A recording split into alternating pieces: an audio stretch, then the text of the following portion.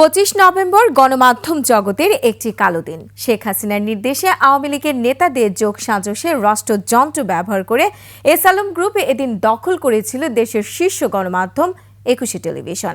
দখলের পর দীর্ঘ 9 বছরে তিলে তিলে ধ্বংসের দ্বার প্রান্তে নিয়ে যায় ইটিভিকে। শুধু তাই নয়, 21-এর পরিস্থিতির ভয় দেখিয়ে অন্যান্য গণমাধ্যমকেও চাপে রেখেছিল গত সরকার। 5 আগস্টের পর আবারও মুক্তির স্বাদ পায় 21-এ। নতুন আঙ্গিকে আবারও ফিরছে শুভ পরিবর্তনের ধারায়। 21-এর আবারও মাথা উঁচু করে দাঁড়ানোর প্রত্যয় জানালেন 21 টেলিভিশনের চেয়ারম্যান ও সিইও আব্দুস সালাম। মানিক শিকদারের প্রতিবেদন। 21 মানে মাথা নত না করা, পরিবর্তনের অঙ্গীকার নিয়ে সাধারণ জনগণের প্ল্যাটফর্ম হিসেবে পরিচিত জনপ্রিয়তার শীর্ষে থাকা এই গণমাধ্যম। জনমুখী সাংবাদিকতা ও বস্তুনিষ্ঠ সংবাদের কারণে বারবার শাসক গোষ্ঠীর রোষানলে পড়ে এই প্রতিষ্ঠান। আমাদের নিয়মিত সম্প্রচার কার্যক্রম বন্ধ করে দিতে বাধ্য হচ্ছি। I fight, I bring 21 back. 2014 সালের একতরফা নির্বাচনের চিত্র তুলে ধরা ও নিরপেক্ষ স্বাধীন সংবাদ প্রচার করা হলে কণ্ঠরোধ করে আওয়ামী শাসক গোষ্ঠী। আব্দুস সালাম সাহেব একজন এমন একজন মানুষ যে কিনা সত্য প্রকাশে অঙ্গীকারবদ্ধ। সে কিন্তু এইসব কখনই মানেনি যে না আমি মিথ্যা প্রকাশ করব বা কিছু। No, he was always competent with যে না আমার সত্য প্রকাশ করতে হবে, whatever the thing is. সেটা সরকারের এগেনস্টে হোক বা বিরোধী সরকারের এগেনস্টেই হোক না কেন, আমরা সত্য প্রকাশ করব। যার কারণে কিন্তু এই ইনসিডেন্টগুলো হলো।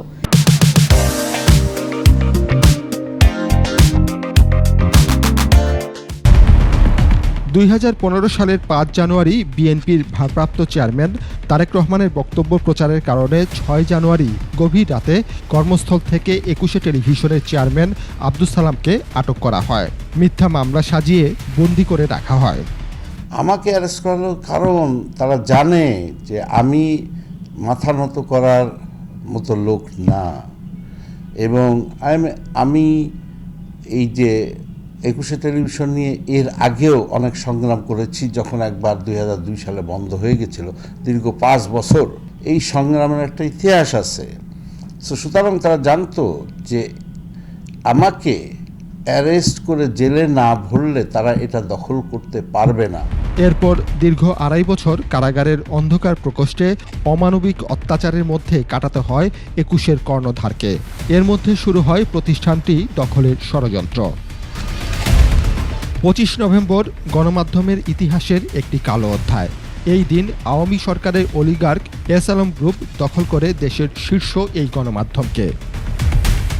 সাবেক প্রধানমন্ত্রী শেখ হাসিনার নির্দেশে পুরো দখল প্রক্রিয়ায় নেতৃত্ব দেয় তৎকালীন ডিজিএফআই কর্মকর্তা কমান্ডার এম সোহায়েল, আর পেছনে কলকাঠি নাড়েন ডিজিএফআইয়ের সাবেক মহাপরিচালক জেনারেল আকবর, লেফটেন্যান্ট কর্নেল রাশেদ আলম সহ ডিজিএফআই ও এনএসআই-এর কয়েকজন কর্মকর্তা।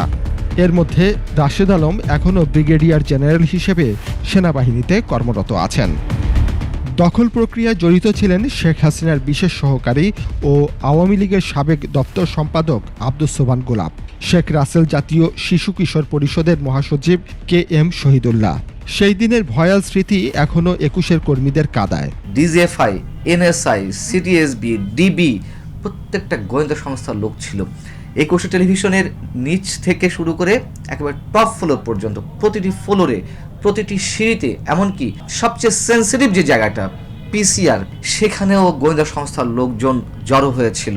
আমাদের মধ্যে অনেক কষ্ট ছিল, যে কষ্টটা হচ্ছে আমাদের প্রাণপ্রিয় চেয়ারম্যান আব্দুস সালাম স্যারের তিলে তিলে গড়ে তোলা সেই প্রতিষ্ঠান মুহূর্তের মধ্যে একদল বাজেয়াপ্ত করে নিয়ে গেলেন। 21-এ দখলের পর ব্যবস্থাপনা পরিচালক বনে যান আব্দুস সোবহান। 21 টেলিভিশনকে আবার মানুষের ভালোবাসার কোঠায় নিয়ে যেতে চাই। মঞ্জুরুল হাসান বুলবুল সহ বেশ কিছু সাংবাদিক 21 টেলিভিশনের সংবাদ নিয়ে ছিনিমিনি খেলেন, নিজেদের আখের গুছিয়ে নিতে ব্যস্ত ছিলেন। এই 21 টেলিভিশন দখলের পিছনে কিন্তু মঞ্জুর হাসান বুলবুলের একটা নেপথ্যে যোগসাজশ ছিল, এবং সে এইখানের পজিশন নিল, যে প্রধান সম্পাদক হলো।